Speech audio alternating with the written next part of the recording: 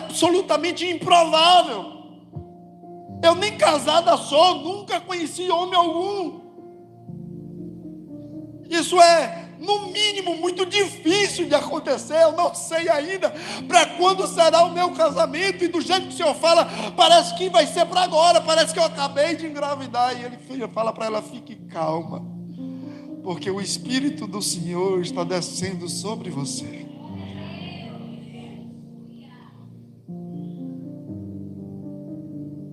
Às vezes Deus revela coisa para nós, ou Deus nos faz promessas que a princípio parecem absolutamente improvável, absolutamente impossível.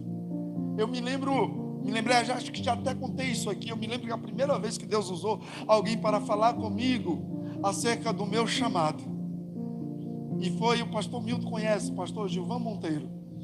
Ele era presbítero Gilvan Monteiro da Assembleia de Deus na época, meu dirigente ali no Juca Rosa. E a gente estava no ensaio da juventude, e ele passou por mim. A gente conversava muito sobre as escrituras, e a gente sempre teve uma certa intimidade.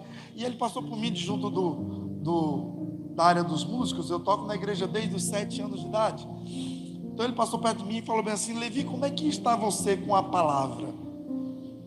E eu, adolescente, 14 para 15 anos de idade, e glória a Deus por aqueles adolescentes que nessa idade já são dedicados à palavra, mas essa não é normalmente a regra, né?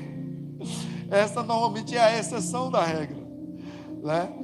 Mas eu era muito apaixonado por escola bíblica dominical. Então o que eu disse foi uma meia verdade. Falei: meu pastor, está bem. E ele olhou para mim, do jeito que eu estou conversando com os irmãos, sem pirotecnia, sem falar língua estranha, sem rodopiar, sem fazer aviãozinho. Simplesmente olhou para mim e falou: então dedique-se à palavra, porque o instrumento pode até ajudar o seu chamado, mas ele não é o seu chamado.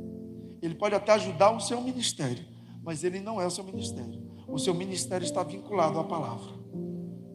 Naquela época, eu era um adolescente extremamente tímido para qualquer coisa em público.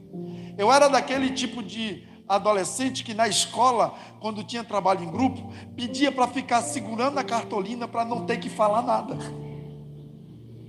Quando recebia oportunidade na igreja, os irmãos sabem, a Assembleia de Deus costuma dar oportunidade de improviso, a queima-roupa, né? E aí, eu, para não dizer não, com vergonha de dizer não, pegava o pedestal. Eu era magrinho, se eu casei com 57 quilos, imagine eu com 14 anos. Eu era um ectomorfozinho, um palitinho.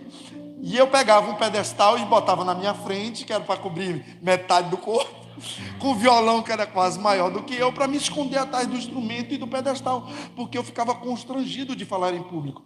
Então, ouvir aquilo do pastor Gilvan, ainda mais que ele não disse Deus manda te dizer, ainda mais que ele não falou línguas estranhas, ainda mais que ele não rodopiou para eu perceber que era uma manifestação diferente, ele conversou normalmente comigo.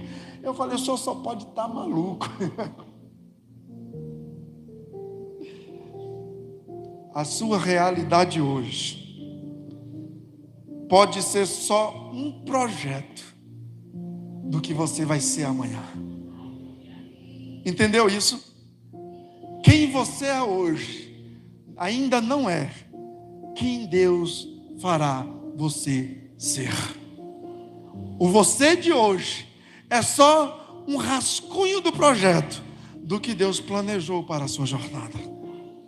Então não se espante quando Deus falar com você que Ele vai fazer algo absolutamente fora da caixinha do que você consegue racionalizar hoje, do que você consegue processar hoje, do que parece possível hoje, do que parece viável hoje, do que você parece ter os recursos para hoje, do que você parece ter as habilidades para hoje. Porque o que Deus planejou para você não tem a ver com o que você sabe hoje, não tem a ver com o que você pode hoje, não tem a ver com o que você consegue hoje, tem a ver com o que Ele fará a partir de hoje.